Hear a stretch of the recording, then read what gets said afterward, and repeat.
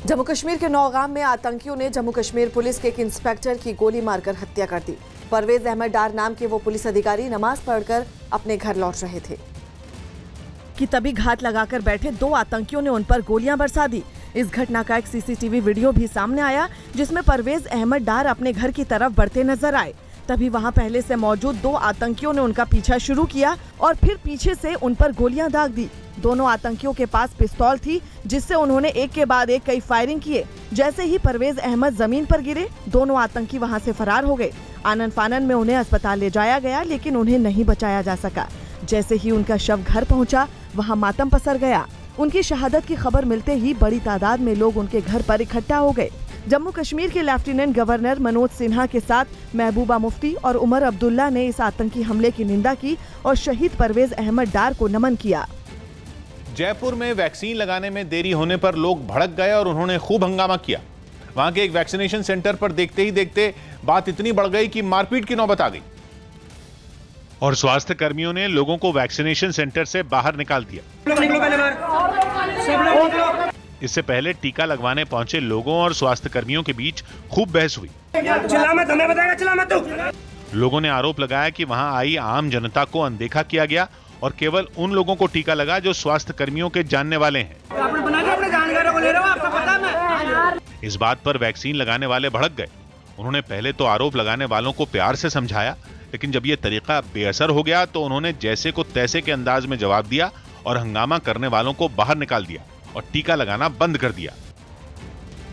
उत्तर प्रदेश के मेरठ से दिल दहलाने वाला एक वीडियो सामने आया। वहां दो गुटों के बीच सड़क पर खूनी संघर्ष छिड़ गया। बताया गया कि दोनों गुटों का एक मकान पर कब्जे के लिए विवाद चल रहा था और इसी वजह से दोनों गुट एक बार फिर आमने सामने आ गए। सामने आई तस्वीरों में कुछ लोग लाठियों से वहां खड़ी एक कार पर हमला करते दिखाई दिए। उन्होंने कार के शीशे चकनाचूर कर दिए और जमकर तोड़फोड़ की गई। लेकिन तभी दूसरी तरफ के कुछ लोग भी उनके हत्थे चढ़ गए। इसके बाद तो उन्होंने आओ देखा ना ताओ उन पर अंधाधुंध लाठियां बरसानी शुरू कर दी। जान बचाने के लिए वो लोग वहां से दूसरी तरफ भागने लगे, लेकिन हमलावरों ने उनका पीछा नहीं छोड़ा। एक आदमी तो इतना पीटा गया कि वो जमीन पर गिर पड़ा। लाठियों की बौछार से वो अधमरा हो गया, लेकिन हमलावरों ने उसे नहीं छोड़ा। उसे चारों तरफ से घेर कर लाठियां बरसाते रहे। अरे मर जाएगा, छोड़ दो। अरे मर जाएगा, छोड़ दो। इस खूनी झड़प में कई लोग बुरी तरह घायल हो गए, जिन्हें अस्पताल पहुंचाना पड़ा। घटना का वीडियो सामने आने के बाद पुलिस ने भी एक्शन लिया और मामला दर्ज करते हुए कई लोगों को गिरफ्तार कर लिया। उत्तर प्रदेश के आगरा से रोंगटे खड़े कर देने वाला एक वीडियो सामने आया। वहां एक रिहायशी इलाके में घुसे तेंदुए को देखकर दहशत फैल गई। ये घटना वहां लगे सीसीटीवी कैमरे में रिकॉर्ड हो गई, जिसमें दिखा कि उस इलाके में सड़क पर एक सफाई कर्मचारी अपने काम में जुटा था। वो झाड़ू लगाते लगाते एक मकान के सामने पहुंचा। तभी उसके अंदर से एक तेंदुआ तेजी से बाहर निकला और उसने उस मकान में रहने वाले एक लड़के पर हमला कर दिया। उस लड़के को जमीन पर गिराने के बाद वो तेंदुआ वहां से भागने की कोशिश करने लगा। ये देखकर वहां अफरा तफरी मच गई। सफाई कर्मचारी सबसे पहले अपनी जान बचाते हुए भागा। आसपास के लोग भी शोर सुनकर अपने मकानों से बाहर निकले। थोड़ी ही देर में वहां लोगों की भीड़ जुट गई, जिसके बाद पुलिस वाले भी वहां पहुंच गए। बताया गया कि लोगों ने उस तेंदुए को किसी तरह एक दुकान में बंद कर दिया और फिर वन विभाग को इसकी खबर दी। वहीं तेंदुए के हमले से वो लड़का घायल हो गया। बाद में वहां पहुंची वन विभाग की टीम ने बड़ी मुश्किल से उस तेंदुए को पकड़कर एक पिंजरे में बंद कर दिया। तब जाकर इलाके के लोगों ने राहत की सांस ली। लेकिन तेंदुए को पकड़ने के लिए उसे बेहोशी का इंजेक्शन देना पड़ा, जिसकी वजह से वो काफी देर तक बेहोश रहा। उसे उसी हालत में शहर से दूर ले जाकर जंगल में छोड़ दिया गया। उत्तर प्रदेश के सिद्धार्थनगर से हैरान करने वाली तस्वीरें सामने आई। वहां कुछ लोगों ने महिलाओं की लाठियों से जमकर पिटाई कर दी। बताया गया कि वहां दो परिवारों के बच्चों के बीच आम तोड़ने पर लड़ाई हुई थी। लेकिन इसकी शिकायत करने जब वो महिला अपने पड़ोसी के घर पहुंची तो बुरी तरह भड़क गया और उसने उन पर हमला कर दिया। उसने अपने परिवार वालों के साथ उन महिलाओं की जमकर पिटाई की। सामने आए वीडियो में कुछ लोग महिलाओं के साथ बेरहमी से मारपीट करते दिखाई दिए। एक महिला ने बीच बचाव की कोशिश की तो उसे भी लाठी से पीटा गया। इसी तरह दूसरी महिलाओं पर भी जमकर डंडे बरसाए गए। वहां काफी देर तक यही हंगामा चलता रहा। इस मारपीट में दूसरी तरफ की महिलाएं भी पीछे नहीं रहीं। उन्होंने भी अपने पड़ोसियों पर जमकर डंडे बरसाए। बाद में पुलिस ने दोनों तरफ के लोगों की शिकायत पर मामला दर्ज कर लिया। संबंधित परिवारों से तहरीर लेकर के मुकदमा लेकर आगे की विधिक कार्रवाई की जा रही है। इस मारपीट में कुछ लोगों के घायल होने की भी खबर है। अमेरिका के कई राज्यों से डराने वाली तस्वीरें सामने आई। वहां क्लॉडेट तूफान ने भारी तबाही मचाई, जिसकी चपेट में आने से कई लोगों की जान चली गई। इस तूफान का जबरदस्त असर इलिनॉय में देखने को मिला, जहां से सामने आई तस्वीर में एक घर तो किसी खिलौने की तरह टूटकर बिखरा नजर आया, जिसकी न तो दीवारें बची थीं और न छत। ऐसा लगा जैसे किसी पुराने ढांचे में घर का टूटा फूटा सामान एक के ऊपर एक रख दिया गया हो। इस घर के चारों तरफ कई पेड़ भी टूटकर गिरे पड़े मिले, जिनको रास्ते से हटाने के लिए बचाव दल और आसपास के लोगों को काफी मशक्कत करनी पड़ी। लेकिन सिर्फ यही एक घर नहीं, वहां तूफान की वजह से और भी कई घरों को बेहद नुकसान हुआ। ड्रोन कैमरे से ली गई तस्वीरों में इन मकानों की हालत साफ देखी जा सकती है। किसी के घर की छत पूरी तरह गायब दिखी तो किसी की छत टूटी फूटी हालत में नजर आई। साथ ही पूरे इलाके में ईंट, मिट्टी और लकड़ी का मलबा ही मलबा बिखरा मिला। घरों के साथ साथ इस तूफान ने बाहर खड़ी गाड़ियों को भी नहीं छोड़ा, जो भारी भरकम पेड़ों के नीचे दबी दिखाई दी। अमेरिका के अलाबामा में भी कुछ ऐसे ही हालात दिखे, जहां तूफान की चपेट में आने से पिछले 2 दिन में 14 लोगों की मौत हो चुकी है। वहां के ईस्ट ब्यूटन शहर में तूफान का कोहराम देखने को मिला, जहां से सामने आई एक तस्वीर में एक मकान पूरी तरह से उजड़ा हुआ नजर आया। बताया गया कि वहां हवाओं की रफ्तार इतनी तेज थी कि इसकी छत और दीवारें गिरने के साथ अंदर रखा बड़ा बड़ा फर्नीचर तक बाहर पड़ा मिला। I went flying out the door on the couch. इतना ही नहीं, तूफानी हवाओं ने मकान के बाहर खड़ी एक गाड़ी को भी पलट दिया, जो मलबे के नीचे पूरी तरह ढकी दिखी। इसी तरह शहर में जगह जगह घर और गाड़ियों पर कहीं न कहीं से उड़कर आए बड़े बड़े ढांचे गिरे नजर आए। हालांकि पुलिस प्रशासन ने जल्द ही हालात सामान्य होने का भरोसा जताया है और तूफान से तहस नहस मकानों में मरम्मत का काम शुरू हो चुका है। उत्तर प्रदेश के अमरोहा से हैरान कर देने वाला एक वीडियो सामने आया, जिसमें कुछ बदमाश लाठी से एक बस पर ताबड़तोड़ हमला करते दिखाई दिए। ये हमला उस वक्त किया गया जब बस दिल्ली से बिहार जा रही थी और उसमें कई यात्री बैठे हुए थे, जो अचानक हमले से बुरी तरह घबरा गए। गनीमत यह रही कि हमले में उन्हें चोट नहीं लगी। घटना का जो वीडियो सामने आया, उसमें कई लोग बस को घेरकर उस पर लाठी चलाते नजर आए। हंगामे की वजह से वहां थोड़ी देर में लोगों की भीड़ जमा हो गई, लेकिन किसी ने भी बस पर हमला कर रहे लोगों को रोकने की कोशिश नहीं की। इस मामले में पुलिस ने केस दर्ज कर आरोपियों की तलाश शुरू कर दी है।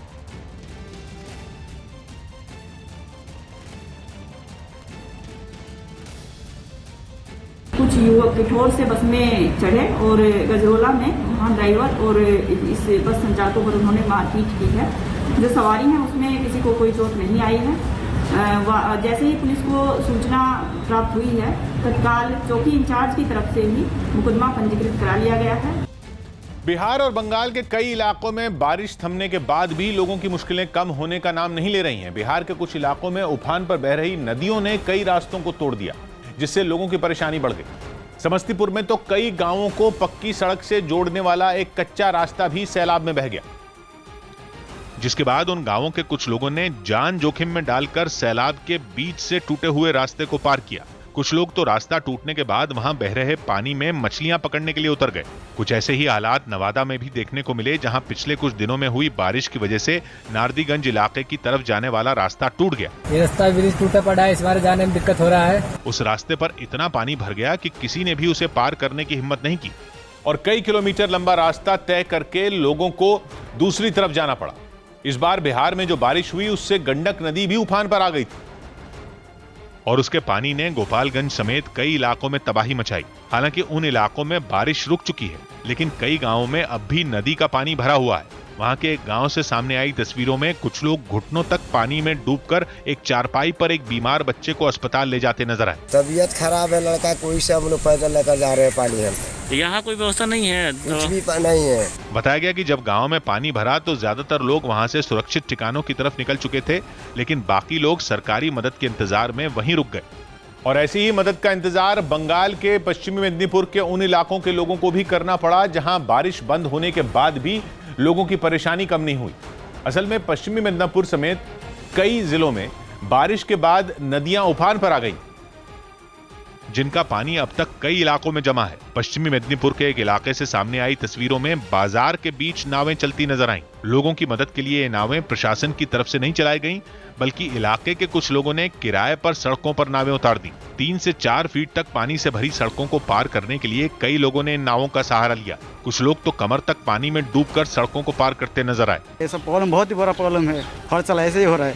बारिश के बाद नदियों के उफान पर आने से वहां जो पानी भरा उसमें कई इलाके डूबे नजर आए। लोगों के मकान, दुकानें, यहाँ तक कि कई खेत भी पानी में डूब गए। उत्तराखंड के रुड़की से एक चौंकाने वाला वीडियो सामने आया। वहां मोटरसाइकिल सवार 2 बदमाशों ने दिन दहाड़े एक महिला के गले से चेन लूट ली, जिसका एक सीसीटीवी वीडियो भी सामने आया। वीडियो में स्कूटर पर सवार वो महिला अपने पति के साथ वहां से गुजरती नजर आई। तभी मोटरसाइकिल सवार 2 बदमाश भी उनके पीछे लग गए। जैसे ही महिला के पति ने मोड़ पर स्कूटर की रफ्तार धीमी की, लुटेरों ने झपट्टा मारते हुए महिला के गले से चेन छीन ली और वहां से फरार हो गए। महिला और उसका पति इस घटना से इतना सहम गए कि उन्होंने लुटेरों का पीछा भी नहीं किया।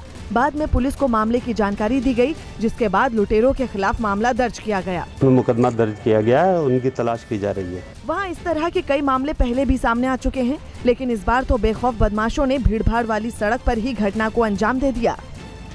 12वीं के नतीजों में हो रही देरी की वजह से कॉलेजों के दाखिले पर बने हुए भ्रम को सरकार ने खत्म कर दिया। न्यूज़ 18 के एहतशाम खान की रिपोर्ट है कि जब तक 12वीं के नतीजों का ऐलान नहीं होता तब तक कॉलेजों में दाखिले की प्रक्रिया शुरू नहीं होगी। ये जानकारी केंद्र सरकार ने सुप्रीम कोर्ट में चल रही सुनवाई के दौरान दी। साथ में यह भी बताया कि सीबीएसई और आईसीएसई दोनों ही बोर्ड के 12वीं के नतीजों तक प्रक्रिया को आगे नहीं बढ़ाया जाएगा। वहीं औसत नंबरों के आधार पर नतीजों वाले फॉर्मूले के विरोध का रास्ता भी बंद हो गया, क्योंकि सुप्रीम कोर्ट ने इस फॉर्मूले के विरोध में आई याचिका को खारिज कर दिया। कोर्ट को दी गई जानकारी के मुताबिक 15 सितंबर से पहले सभी तरह की परीक्षाएं खत्म करा दी जाएंगी और उसके बाद जल्द से जल्द परीक्षाओं के नतीजे देने की कोशिश होगी। खबर है कि बच्चे को स्कूल में दाखिला न मिलने पर एक शख्स ने मुंबई की मंत्रालय बिल्डिंग को बम से उड़ाने की धमकी दी। मुंबई में महाराष्ट्र की मंत्रालय बिल्डिंग में बम रखने की धमकी देने वाले आरोपी को पुणे पुलिस ने गिरफ्तार कर लिया। आरोप है कि उसने बच्चे को स्कूल में दाखिला न मिलने पर यह धमकी भरा ईमेल किया था। छत्तीसगढ़ के सुकमा में नक्सलियों की सेंट्रल कमेटी में शामिल हरिभूषण की फूड पॉइजनिंग से मौत हो गई। पश्चिम बंगाल के बसीरहाट से टीएमसी सांसद नुसरत जहां की शादी का मामला लोकसभा तक पहुंच गया। उत्तर प्रदेश के बदायूं से बीजेपी सांसद संघमित्र मौर्य ने इस मुद्दे को उठाते हुए नुसरत जहां पर संसद को गुमराह करने का आरोप लगाया। साथ ही लोकसभा स्पीकर को चिट्ठी लिखकर उन्होंने उनकी सदस्यता रद्द करने की मांग की। अब वो अपनी उस शादी को खंडन कर रही हैं कि उनकी वो शादी वैलिड है ही नहीं। इस चिट्ठी के सामने आते ही टीएमसी ने बीजेपी सांसद पर पलटवार किया। मेरा संदेश आप मौर्य जी तक पहुंचाइए कि और बहुत सारे मुद्दे हैं जिन पर आप पहले अपना ध्यान वो करिए। हिमाचल प्रदेश के मनाली में पर्यटकों के लिए रोहतांग दर्रे तक इलेक्ट्रिक बस सेवा की शुरुआत की गई। अभी राज्य परिवहन एचआरटीसी ने ऐसी 3 बसें लगाई हैं जो 2 घंटे तक रोहतांग दर्रे में रुकेंगी, जहां सैलानी बर्फ में परिवार के साथ समय बिता सकेंगे। इसके बाद ये इलेक्ट्रिक बसें अटल टनल से होकर मनाली लौटेंगी। गाड़ी मनाली से रोहतांग वो पैसेंजर को बाया अटल टनल घुमाती हुई शाम तक यहाँ वापस आ जाएगी। दक्षिण अफ्रीका ने मेजबान वेस्टइंडीज को दूसरे टेस्ट मैच में भी 158 रनों से हरा दिया। इसी के साथ उसने ये सीरीज 2-0 से अपने नाम कर ली। इस मैच में दक्षिण अफ्रीका के स्पिनर केशव महाराज ने हैट्रिक भी अपने नाम की। 24 जून को पीएम के साथ होने वाली बैठक से पहले गुपकार के सदस्यों ने आर्टिकल 370 का मुद्दा उठाने का ऐलान किया। पीडीपी और नेशनल कॉन्फ्रेंस जम्मू कश्मीर से आर्टिकल 370 हटाने के खिलाफ है और वो ये मुद्दा पीएम के सामने उठाने की तैयारी कर चुके हैं। श्रीनगर में गुपकार गठबंधन की बैठक के बाद पीडीपी नेता महबूबा मुफ्ती के एक बयान ने नया बखेड़ा खड़ा कर दिया है। महबूबा मुफ्ती ने अपने इस बयान में कहा कि जम्मू कश्मीर के मुद्दे पर केंद्र सरकार को पाकिस्तान से भी बात करनी चाहिए। बकौल महबूबा मुफ्ती, अगर केंद्र सरकार जम्मू कश्मीर में शांति कायम करना चाहती है तो उसका एक ही चारा है और वो है पाकिस्तान से बातचीत। जम्मू कश्मीर में एक बार फिर सियासी हलचल परवान चढ़ने लगी है। जम्मू कश्मीर के मुद्दे पर 24 जून को पीएम मोदी द्वारा बुलाई गई बैठक से ठीक पहले पीडीपी नेता महबूबा मुफ्ती ने पाकिस्तान को लेकर राग अलापना शुरू कर दिया है। महबूबा मुफ्ती ने कहा कि अगर जम्मू कश्मीर में केंद्र सरकार शांति चाहती है तो उसे पाकिस्तान से भी बातचीत करनी चाहिए। हमसे डायलॉग कर रहे हैं, हम कहते हैं कि ये दोहा जाके तालिबान से डायलॉग कर रहे हैं। आपने सुना होगा हमारी गवर्नमेंट, तो जम्मू कश्मीर में डायलॉग करे और सबके साथ करे और पाकिस्तान के साथ भी करे रेजोल्यूशन के लिए। इतना ही नहीं, गुपकार की बैठक खत्म होने के बाद मीडिया से बातचीत में महबूबा मुफ्ती ने राजनीतिक कैदियों का मुद्दा भी उठाया और पीएम मोदी के साथ होने वाली बैठक में ये मुद्दा उठाने की बात कही। उनका जो भी एजेंडा होगा, मगर हम अपना एजेंडा उनके सामने रखेंगे और बखूबी रखेंगे और हम उम्मीद करेंगे कि हमारे जाने से कम इतना हो, जो जेलों में यहाँ और यहाँ से बाहर हमारे लोग बंद हैं उनको रिहा किया जाए और साथ में जिनको रिहा नहीं कर सकते उनको कम से कम जम्मू कश्मीर ले आए। असल में श्रीनगर में नेशनल कॉन्फ्रेंस के नेता फारूक अब्दुल्ला की अध्यक्षता में उनके घर पर गुपकार गठबंधन की बैठक आयोजित की गई थी। इस बैठक में जम्मू कश्मीर के पूर्व सीएम और पीडीपी नेता महबूबा मुफ्ती समेत 7 नेता मौजूद थे। बैठक में 24 जून को प्रधानमंत्री मोदी द्वारा बुलाई गई मीटिंग में जाने पर चर्चा की गई। साथ ही उन मुद्दों पर भी मुहर लगा दी गई कि आखिर सरकार के सामने किन मुद्दों को मजबूती के साथ उठाना है। गुपकार अलायंस की बैठक में ये भी तय हो गया कि पीडीपी नेता महबूबा मुफ्ती भी 24 जून को होने वाली बैठक में शामिल होंगी। साथ ही इस दौरान नेशनल कॉन्फ्रेंस के नेता फारूक अब्दुल्ला ने बैठक के एजेंडे को भी मीडिया के सामने साफ किया। हमें उम्मीद है कि हम अपने जो मौक़िफ़ है उसको वहाँ पे वज़ीर आज़म साहब और होम मिनिस्टर साहब के सामने रखें। इस दौरान गुपकार अलायंस के तमाम नेताओं ने मीडिया से मुखातिब होते हुए अपना एजेंडा रख दिया। बैठक के बाद गुपकार नेताओं ने कहा कि ये अलायंस केंद्र के एजेंडे पर दस्तखत करने के लिए नहीं जा रहा है। जम्मू कश्मीर और लद्दाख के हक में अगर केंद्र कोई प्रस्ताव रखता है तो उस पर साथ दिया जाएगा। इतना ही नहीं, उन्होंने ये भी कहा कि अनुच्छेद 370 और 35A से किसी भी तरह का समझौता नहीं किया जाएगा। यानी 24 जून को होने वाली बैठक में अनुच्छेद 370 और 35A की बहाली के मुद्दे को प्रमुखता से रखा जाएगा। हम जा रहे हैं प्राइम मिनिस्टर ऑफ इंडिया की तरफ से कौन सी तजवीज है, अगर वो हमारे हक में होगी, जम्मू कश्मीर और लद्दाख के हक में होगी, हम हाँ करेंगे। अगर वो हक में नहीं होगी, हम बरमला ना कर लेंगे। उधर बीजेपी नेता रविंद्र रैना ने गुपकार अलायंस की बैठक में उठाए गए मुद्दों पर जोरदार हमला बोला है। हमने हमेशा अपने पड़ोसियों के साथ अच्छे संबंध रखे हैं, लेकिन सारी दुनिया जानती है कि पाकिस्तान कातिल है। पाकिस्तान ने जम्मू कश्मीर के लोगों को हमेशा हमला किया है, जहां बर्बाद किया, खून खराबी किया है, लहूलुहान किया है जम्मू कश्मीर को। तो मेरे को नहीं लगता कि गुपकार अलायंस कहता है 370 को हटना चाहिए, जम्मू कश्मीर को फिर राज्य बनाना चाहिए। जम्मू कश्मीर से धारा 370 को हटा दिया गया है। अब 370 एक पास्ट है, वो एक इतिहास बन चुका है, उसकी वापसी अब संभव नहीं है। जबकि बीजेपी नेता संबित पात्रा ने इस मुद्दे पर फिलहाल कोई प्रतिक्रिया नहीं दी है। ये अभी टॉक हुई नहीं है, उससे पहले पार्टी के नाते हम कमेंट करें ये उचित नहीं होगा। ये सरकार का विषय है, सरकार के साथ बातचीत हो रही है, होगी। इस विषय पे हम अभी कमेंट नहीं करेंगे। We will reserve our comments for a future day. फिलहाल सियासी दलों को 24 जून का इंतजार है, क्योंकि उस दिन जम्मू कश्मीर के मुद्दे पर पीएम मोदी की अगुवाई में बैठक होने जा रही है। बैठक न सिर्फ जम्मू कश्मीर के स्थानीय मुद्दों के लिए अहम होने वाली है, बल्कि जम्मू कश्मीर के सियासी हवाओं का रुख भी उस मीटिंग में तय हो सकता है। दिल्ली के पास हरियाणा के फरीदाबाद के खोरी गांव में बने मकान तोड़ने के आदेश के बाद वहां पहरा बढ़ा दिया गया। इस गांव के मकान वन विभाग की जमीन पर बने हैं।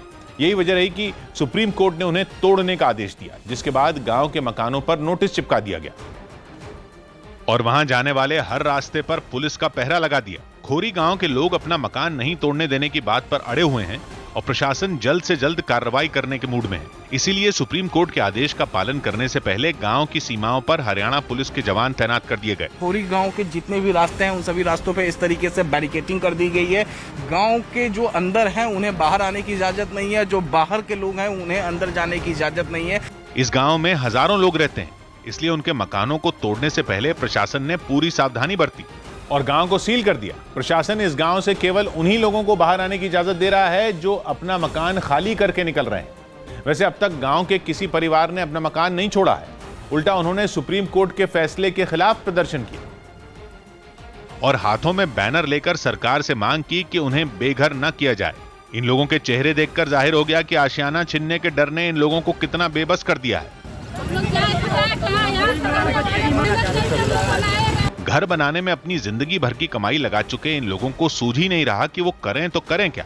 कोई नहीं खाली किया है, अभी कोई नहीं खाली किया है, सब रहेंगे खाली करके जाएंगे, कहाँ रहना तो यही है। कुछ लोग अपना मकान बचाने के लिए जान देने के लिए तैयार दिखे। हम यही हैं, मार देंगे तो मर जाएंगे, घर तोड़ेंगे हमको मार देंगे। फरीदाबाद के खोरी गांव की आबादी करीब 1 लाख है और पिछले 30 साल से वहां सरकारी स्कूल भी चल रहा था, लेकिन अचानक आए सुप्रीम कोर्ट के आदेश की वजह से इन लोगों का बसा बसाया घर उजड़ने वाला है। सरकार की ओर से मकानों पर पहले ही नोटिस चिपकाया जा चुका है और अब इन मकानों को गिराने की तैयारी की जा रही है। ये जो घर है मेरे आसपास यहाँ पर देख सकते हैं, चारों तरफ इन घरों पर ही नोटिस चिपकाया गया था कि इन घरों को तोड़ा जाएगा। इस बीच इस मामले में सियासी पार्टियां भी कूद पड़ी। आम आदमी पार्टी ने गांव के लोगों के पुनर्वास की व्यवस्था करने की मांग की। हमने उस गांव के पुनर्वास की मांग की थी। मैं हरियाणा के मुख्यमंत्री को लिख चुका हूं, राष्ट्रपति को मैंने मानवता के आधार पर लिखा। आम आदमी पार्टी के सांसद सुशील गुप्ता ने तो इस मामले में प्रदर्शन की तैयारी भी की थी और वो गांव के लोगों के साथ पैदल मार्च निकालने वाले थे, लेकिन पुलिस ने उनका प्लान फेल कर दिया और उन्हें फरीदाबाद बॉर्डर पर हिरासत में ले लिया और करीब 5 घंटे बाद सुशील गुप्ता को रिहा किया गया। उन्होंने आरोप लगाया कि वो करीब 20 दिन से सरकार से गांव वालों की मदद करने की गुहार लगा रहे हैं। दिल्ली की सीमा पर बसा खोरी गांव करीब 40 साल पुराना है, जिसमें करीब 1 लाख लोग रहते हैं, जिनमें ज्यादातर लोग उत्तर प्रदेश और बिहार के रहने वाले हैं। सुप्रीम कोर्ट ने इन लोगों का मकान तोड़ने का आदेश इसलिए दिया क्योंकि वो सभी अवैध मकान और वन विभाग की जमीन पर बनाए गए। हरियाणा सरकार ने खोरी गांव को खाली करवाने का जिम्मा नगर निगम को सौंपा है, जो पूरी तैयारी से कार्रवाई करने वाला है। उत्तर प्रदेश के बुलंदशहर से एक हैरान कर देने वाली तस्वीर सामने आई, जहां डिपो में खड़ी एक बस अचानक आग के गोले में तब्दील हो गई। बताया गया कि शॉर्ट सर्किट की वजह से ये आग लगी, जिसने देखते ही देखते पूरी बस को अपनी चपेट में ले लिया। लपटें इतनी तेज थी कि वो काफी दूर से ही दिखाई दे रही थी। बस में आग लगने की खबर लगते ही वहां लोगों का हुजूम जुट गया। बस में आग लगने की जानकारी मिलते ही पुलिस और दमकल की टीम भी वहां पहुंची। पहले तो लोगों को जलती बस के पास से दूर हटाया गया, जिसके बाद फायर ब्रिगेड के कर्मचारियों ने आग बुझाने का काम शुरू किया। थोड़ी ही देर में आग पर काबू पा लिया गया, लेकिन तब तक बस पूरी तरह जलकर राख हो चुकी थी। दिल्ली के नजफगढ़ इलाके में जिला प्रशासन ने हाईवे बनाने के लिए उन मकानों पर बुलडोजर चला दिए जो उसके नक्शे में बाधा बन रहे थे। बताया गया कि 2 महीने पहले वहां रहने वाले लोगों को मकान खाली करने का नोटिस दे दिया गया था, जिसके बाद जिला प्रशासन की टीम भारी पुलिस बल के साथ वहां पहुंची और कार्रवाई शुरू की। खुदाई करने वाली कुछ मशीनों की मदद से एक-एक कर उन सभी मकानों को धराशायी कर दिया गया, जहां से द्वारका हाईवे की सड़क गुजरेगी। चिपका दिए गए थे, करीब 20 दिन से मुनादी कराई जा रही है। बताया गया कि जितना समय वहां रहने वाले लोगों को मकान खाली करने के लिए दिया गया था, उसके बाद ही जिला प्रशासन की टीम वहां कार्रवाई करने पहुंची ताकि हाईवे के काम को आगे बढ़ाया जा सके। उत्तर प्रदेश के मथुरा से दिल दहला देने वाला वीडियो एक सामने आया है, जिसमें एक नाबालिग लड़की मकान की दूसरी मंजिल से जमीन पर गिरती दिखाई दी। छत से जमीन पर गिरने की वजह से लड़की की रीढ़ की हड्डी टूट गई और इस घटना से ठीक पहले 3 लड़के उसके घर के बाहर बाइक से आते हुए नजर आए। घर वालों ने इन तीनों लड़कों पर ही लड़की को छत से फेंकने का आरोप लगाया। उन्होंने ये भी बताया कि घटना से पहले उनके पास किसी अनजान नंबर से फोन आया था, जिसमें फोन करने वाले ने उनसे घर पर होने की बात पूछी थी। थोड़ी देर बाद 3 लड़के बाइक से उनके घर पहुंचे और फिर इस वारदात को अंजाम दिया।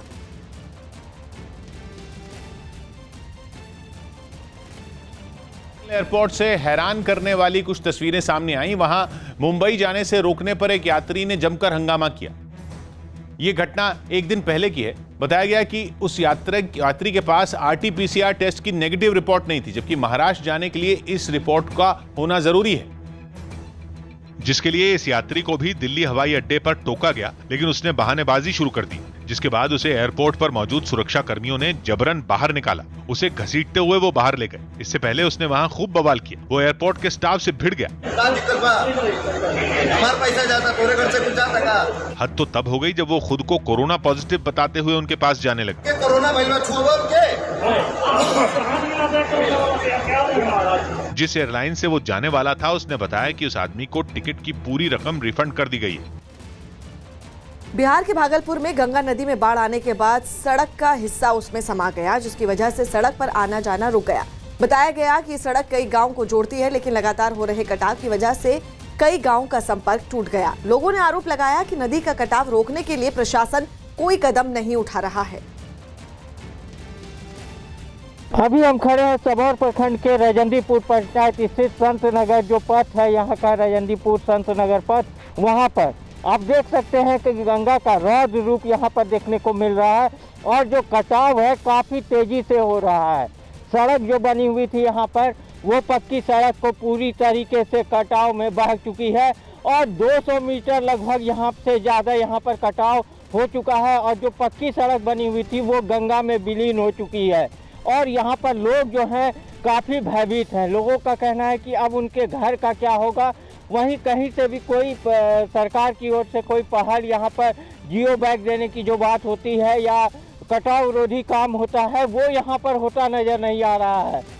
उत्तर प्रदेश के एटा में समाजवादी पार्टी के पूर्व विधायक रामेश्वर सिंह यादव के ठिकानों पर प्रशासन ने कार्रवाई की। आरोप है कि वहां अवैध तरीके से एक फार्म हाउस और कुछ दुकानें बनाई गई, जिन्हें प्रशासन ने खुदाई करने वाली मशीनों की मदद से जमींदोज कर दिया। अलग अलग जगहों पर बने इन ठिकानों को तोड़ने में कई घंटों का वक्त लगा। वहां से जो तस्वीरें सामने आई, उनमें एक तस्वीर में दिखा कि फार्म हाउस की बाउंड्री वॉल को मशीन से ढहा दिया गया। इसी तरह प्रशासन ने उन दुकानों को भी तोड़ दिया जिन्हें अवैध तरीके से बनाने का आरोप था। इस बीच समाजवादी पार्टी ने आरोप लगाया कि ये मामले कोर्ट में हैं, लेकिन इसके बावजूद प्रशासन ने जल्दबाजी दिखाई। प्रशासन द्वारा ये अवैध तरीके से निर्माण ये ध्वस्त कराया जा रहा है, ये संवैधानिक पूर्ण गलत है। प्रशासन ने एहतियातन दोनों जगहों पर बड़ी संख्या में पुलिस बल के जवान तैनात कर रखे थे ताकि किसी भी हंगामे से निपटा जा सके। मध्य प्रदेश के देवास में एक टोल प्लाजा कर्मचारी की कुछ लोगों ने पिटाई कर दी। बताया गया कि टोल पर विवाद बैरिकेड गिराने पर हुआ था। बैरिकेड कार की टक्कर से गिरा था। टोल कर्मचारी ने जब कार के बारे में पूछा तो एक आदमी ने उसे थप्पड़ जड़ दिया, जिसके बाद वहां हंगामा हो गया और बाद में पिटाई करने वाले लोग वहां से चले गए, जबकि टोल कर्मचारी की शिकायत पर पुलिस ने मामला दर्ज कर लिया है। खबर है कि कृषि सुधार कानूनों के विरोध में चल रहे आंदोलन में हिंसा फैलाने की साजिश आईएसआई ने रची है। न्यूज़ 18 के नीतीश कुमार की रिपोर्ट है कि पाकिस्तानी खुफिया एजेंसी आईएसआई ने इस साजिश के तहत सुरक्षा बल को भड़काने का प्लान बनाया है ताकि 26 जून को होने वाले किसानों के प्रदर्शन के दौरान बड़े पैमाने पर गड़बड़ी और हिंसा फैलाई जा सके। आईएसआई की इस साजिश को देखते हुए सुरक्षा एजेंसियों को भी अलर्ट कर दिया गया है। असल में संयुक्त किसान मोर्चा ने कृषि सुधार कानूनों के विरोध में 26 जून को देश भर में प्रदर्शन की तैयारी की है, जिसके तहत किसान राजभवन और डीएम दफ्तरों के सामने विरोध प्रदर्शन करेंगे। कृषि सुधार कानूनों के खिलाफ तमिलनाडु की विधानसभा में बिल लाया जा सकता है। तमिलनाडु के सीएम एमके स्टालिन ने केंद्र के कृषि सुधार कानूनों के खिलाफ विधानसभा सत्र में प्रस्ताव लाने का ऐलान किया। दिल्ली के पास गाजियाबाद की हाउसिंग सोसाइटी शिप्रा सृष्टि में एक बुजुर्ग की 8वीं मंजिल से गिरकर संदिग्ध हालात में मौत हो गई। यूपी के अयोध्या में मुठभेड़ के बाद पुलिस ने 5 बदमाशों को पकड़ लिया। पुलिस ने बताया कि ये बदमाश एटीएम कार्ड की क्लोनिंग कर खाते से पैसे निकाल लिया करते थे। इनके पास से भारी संख्या में ATM card, cloning machine, ATM cloning machine, laptop इत्यादि बरामद हुआ है। उत्तर प्रदेश के झांसी में एक बुजुर्ग की अंतिम यात्रा में उनके परिवार वालों ने संगीत बजवाया। वो उनके शव को शमशान घाट तक इसी तरह ले गए। फूल मुझ पर चढ़े, फूल मुझ पर चढ़े। जिन बुजुर्ग की मौत हुई, उनके परिवार वालों ने बताया कि वो लंबे वक्त से बीमार चल रहे थे। बूढ़े को करते सब लोग थे, उनके 5-6 भाई थे, सब लोग मिलके हम लोगों ने खुशहाली की वजह से डीजे बजवाया। यूरो कप के एक मैच में ऑस्ट्रिया ने यूक्रेन को 1-0 से हरा दिया। इसी के साथ उसने पहली बार टूर्नामेंट के क्वार्टर फाइनल में जगह बना ली। केंद्रीय कमेटी के सामने पेश हुए कैप्टन अमरिंदर सिंह को पंजाब में कांग्रेस के नाराज विधायकों को जल्द मनाने के निर्देश दिए गए हैं। कमेटी के साथ कैप्टन अमरिंदर सिंह की बैठक 1 घंटे से ज्यादा चली। चर्चा है कि अमरिंदर सिंह को निर्देश दिया गया कि वो नाराज विधायकों को जल्द से जल्द मना ले, क्योंकि चुनाव से पहले विधायकों को खुश रखना जरूरी है। पंजाब कांग्रेस में एक दिन पहले तूफान मचाने वाले सिद्धू ने अचानक खामोशी ओढ़ ली। वहीं दिल्ली में कांग्रेस आलाकमान ने इस मसले पर लंबा मंथन किया। कैप्टन अमरिंदर सिंह की कांग्रेस की कमेटी के सामने मुलाकात हुई। कमेटी ने बैठक के दौरान कैप्टन अमरिंदर सिंह से ऐसा फार्मूला निकालने को कहा जिससे सांप भी मर जाए और लाठी भी ना टूटे। यानी कैप्टन अमरिंदर सिंह को अपने हिसाब से सरकार और संगठन की चीजों को दुरुस्त करना होगा ताकि चुनाव में किसी तरीके का नुकसान ना हो। लेकिन इन सब के बीच सिद्धू कहाँ हैं? विधानसभा पवित्र स्थान खड़ के कहा वाइट पेपर दूं, क्यों नहीं देता? 3 रुपये बिजली देने को क्या क्यों नहीं देती? 5 रुपये बिजली देने को क्या 10 रुपये क्यों दे रहे हो? और लास्ट 6 महीने की याद आती है बिजली सस्ती कर दी, क्यों भाई? क्यों भाई? विधायकों को नौकरी दी क्यों? कुर्सी बचाने? कांग्रेस के बागी नेता नवजोत सिंह सिद्धू के इन बयानों ने कांग्रेस में खलबली मचा दी है। लेकिन सिद्धू के लिए अफसोस की बात यह है कि मुख्यमंत्री अमरिंदर सिंह पर इन आरोपों का कोई असर नहीं पड़ा है। इसका सबूत है कांग्रेस कमेटी की मीटिंग में कैप्टन की पेशी। सूत्रों के हवाले से खबर है कि कांग्रेस पैनल ने पेशी के दौरान कैप्टन से कहा है कि वो नाराज विधायकों के अधूरे कार्य जल्द पूरा करें। कमेटी ने यह भी कहा कि चुनाव से पहले विधायकों को खुश रखना जरूरी है। नाराज नेताओं को मनाने के लिए कैप्टन खुद प्रयास करेंगे। इसके अलावा गुरु ग्रंथ साहिब की बेअदबी और ड्रग्स मामले में कार्रवाई पर तेजी लाने पर भी कैप्टन ने सहमति जताई है। कमेटी ने कहा है कि चुनाव से पहले तक सारी गुटबाजी खत्म करना जरूरी है। साथ ही कैप्टन ने कमेटी से कहा है कि वो सस्ती बिजली समेत जनहित के ज्यादातर वादे जल्द ही पूरे करेंगे। कैप्टन अमरिंदर सिंह जी कमेटी के सामने आए और उन्होंने वो जानकारियां दी और मुझे बेहद खुशी है उन जानकारियों का सीधा संबंध समाज के कमजोर तबके, दलितों, नौजवानों, किसानों और आम लोगों से है।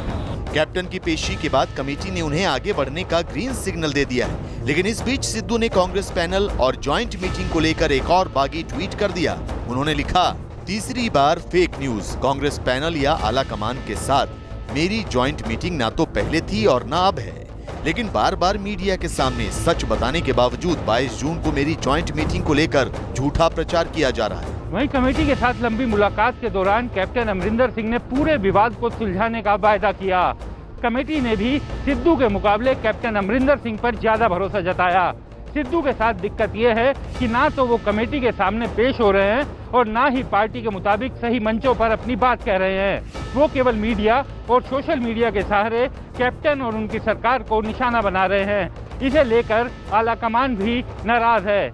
वहीं उनके इंटरव्यू को लेकर पार्टी की कमेटी के सदस्य और राहुल गांधी भी खुश नहीं बताए जा रहे। सिद्धू के बयान और उनके ट्वीट जिस तरह से पंजाब में अपनी ही सरकार के खिलाफ विपक्ष को मुद्दा देने का काम कर रहे हैं, उससे कमेटी और आला कमान दोनों खफा हैं।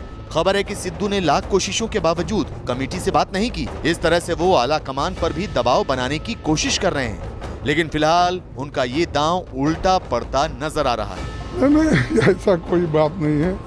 देखो, इनके लिए इनको बुला के जो चर्चा करना थी, जो कुछ बचे कुछ विषय थे, उस पे इनको बात करने का हमने इच्छा जाहिर की, तो उस पे बात होगी। कैप्टन और सिद्धू के बीच जारी घमासान में कैप्टन अपना रुख और रणनीति कमेटी के सामने साफ कर चुके हैं। वहीं सिद्धू पर फाइनल बातचीत और फैसला दोनों बाकी हैं, क्योंकि आला कमान ये नहीं चाहता कि वो अपनी ही कमेटी को बाईपास करके सिद्धू से बात करें। सिद्धू और कैप्टन की इस आपसी खींचतान में पहला मोर्चा लगता है कैप्टन ने जीत लिया है। अब कमेटी ने उन्हें नाराज विधायकों और नेताओं को मनाने में जुटने को कहा है, ताकि चुनाव में इसका कोई खामियाजा ना भुगतना पड़े। वहीं सिद्धू अब अकेले पड़े हुए दिखाई दे रहे हैं, क्योंकि उनका अंदाज बयां कमेटी और पार्टी आला कमान को अखर रहा है। सिद्धू के साथ ये भी दिक्कत है कि वो जब सही मंचों पर अपनी बात नहीं कह रहे और कमेटी के सामने नहीं जा रहे, तो उनसे आखिर बात कौन करेगा। जाहिर है ऐसे में अब पार्टी ने कैप्टन को सियासी कमान सौंप दी है और सिद्धू पर सस्पेंस बना हुआ है। पेरिस में आसमान में उड़ने वाली एक टैक्सी का कामयाब ट्रायल किया गया। बिजली से चलने वाली इस इको फ्रेंडली एयर टैक्सी को 2024 में होने वाले ओलंपिक खेलों में इस्तेमाल करने का प्लान है, जिसके लिए इस टैक्सी का एक और ट्रायल किया गया। पेरिस के एक बाहरी इलाके में एक छोटे से रनवे पर उसे उड़ाकर दिखाया गया। किसी छोटे हेलीकॉप्टर की तरह दिखने वाली इस एयर टैक्सी के ऊपरी हिस्से से एक बड़ी रिंग जुड़ी है, जिसमें छोटे छोटे पंखे लगे हैं। बैटरी से चलने वाले इन्हीं पंखों के सहारे इसने बड़ी आसानी से उड़ान भरी और आसमान में काफी ऊंचाई तक पहुंच गई। इस टैक्सी को जर्मनी की वोलोकॉप्टर कंपनी ने बनाया है, जिसने दावा किया कि उसकी ये एयर टैक्सी लोगों के सफर की सूरत बदल देगी।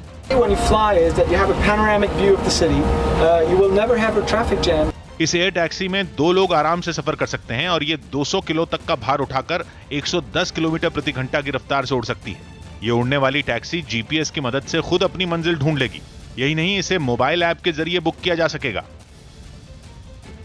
यूपी के चंदौली में एक ढाबे पर कुछ लोगों ने जमकर उत्पात मचाया। लोगों ने न सिर्फ वहां पर तोड़फोड़ की बल्कि ढाबे के कर्मचारियों के रोकने पर उन्हें जमकर पीटा। वारदात के बाद आरोपी असला लहराते हुए वहां से फरार हो गए। आधी रात को ढाबे पर मचे तांडव की तस्वीरें वहां लगे सीसीटीवी कैमरे में रिकॉर्ड हो गई। तो वहीं ढाबा मालिक की शिकायत के बाद पुलिस ने केस दर्ज कर लिया है।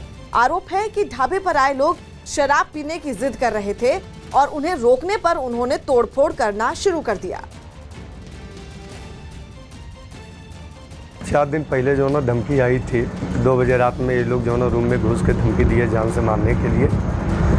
और उसके बाद जो ना 4 दिन के बाद आज वाले रात में घटना ये लोग दिखा दिए मेरे कर्मचारियों को। और टेबल कुर्सी कैमरा सब काउंटर सही जो ना तोड़ फोड़ करके जो ना स्टाफों को मारते हुए लहराते हुए जो ना फायरिंग करते हुए लोग जो ना निकल गए। हाईवे पर महादेव ढाबे पर कुछ लोगों ने आकर के तोड़फोड़ की और मारपीट किए हैं। उनके विरुद्ध मुकदमा पंजीकृत कर लिया गया है और आवश्यक विधिक कार्रवाई की जा रही है। नेपाल की सीमा से लगने वाले यूपी के कई गांवों में बाढ़ ने लोगों का जीवन उजाड़ कर रख दिया। करीब 80 से ज्यादा गांव ऐसे हैं जो पूरी तरह तालाब की शक्ल ले चुके हैं, जिसकी वजह से गांवों में केवल वही लोग मौजूद हैं जो किसी भी कीमत पर अपने घर और खेत छोड़कर जाने को तैयार नहीं। छाती तक के पानी में चलते हुए एक जगह से दूसरी जगह तक जाने की मजबूरी है। घर, खंबे, खेत, मैदान सब कुछ पानी में डूबा है।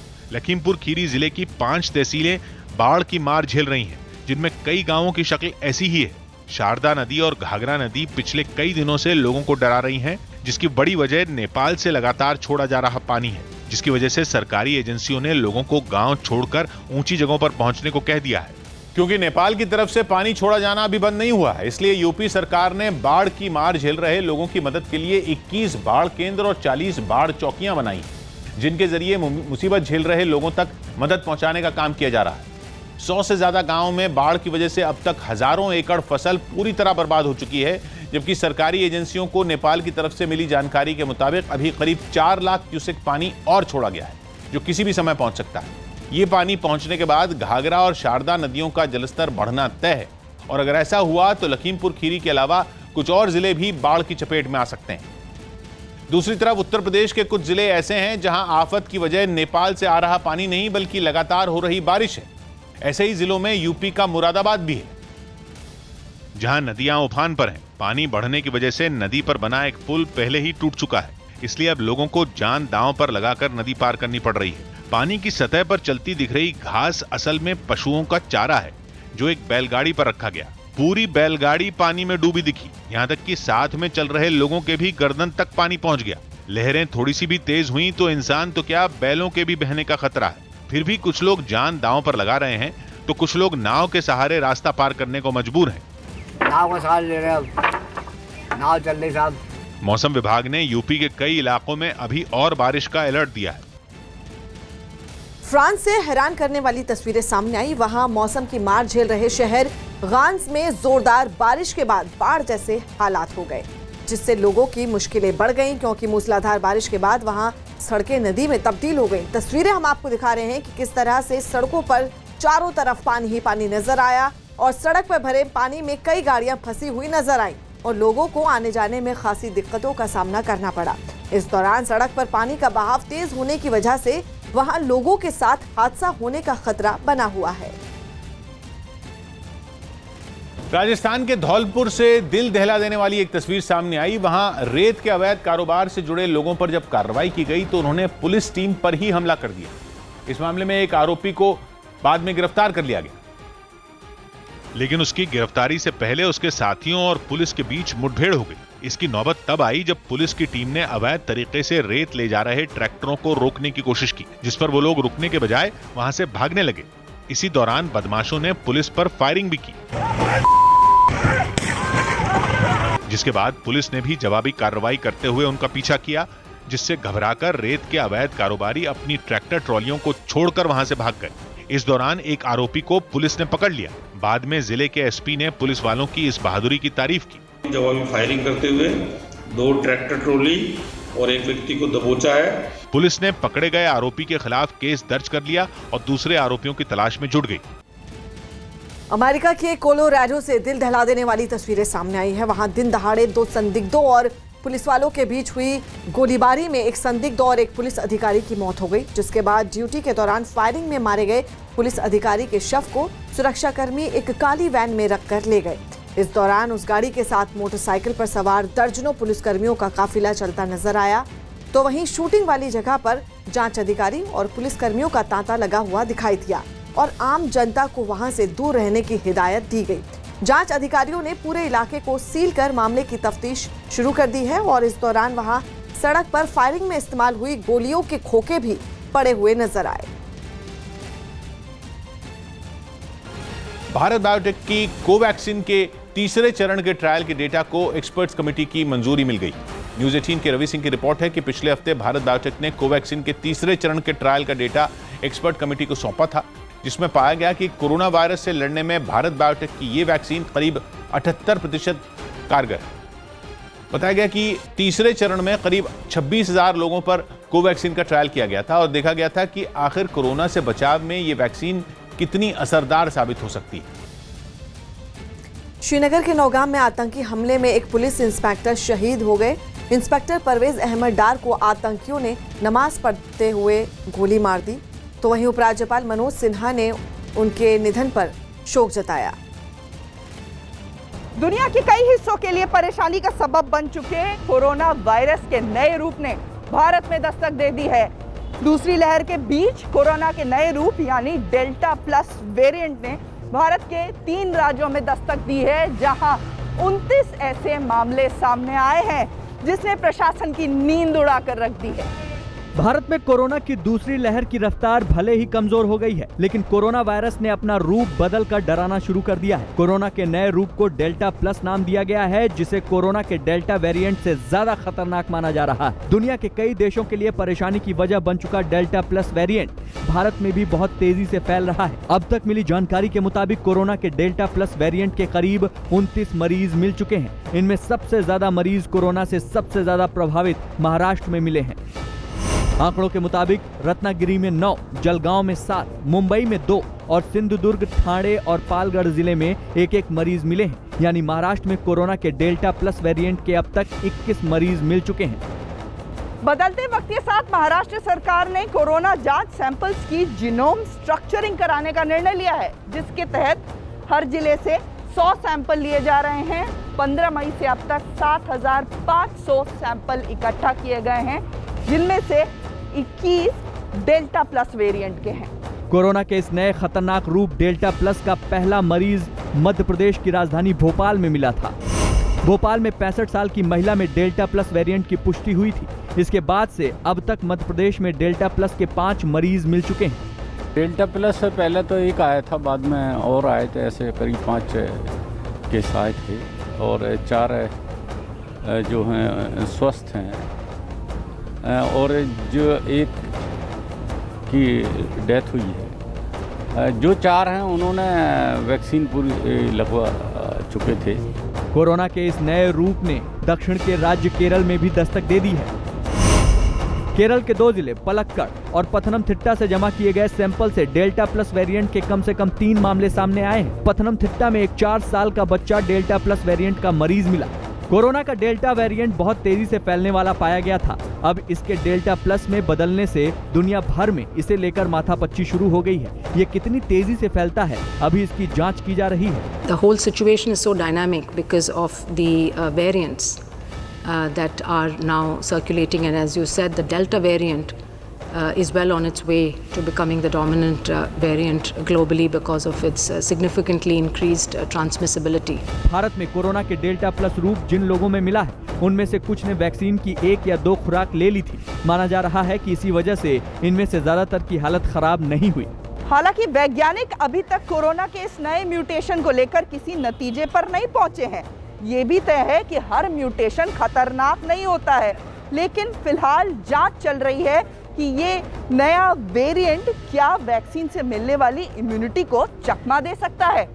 अल्फा के बाद डेल्टा और अब ये डेल्टा प्लस वेरिएंट इसने लोगों की चिंता बढ़ा दी है और ये एक बड़ी चुनौती बनकर सामने आया है। आज की ताजा खबर जारी है।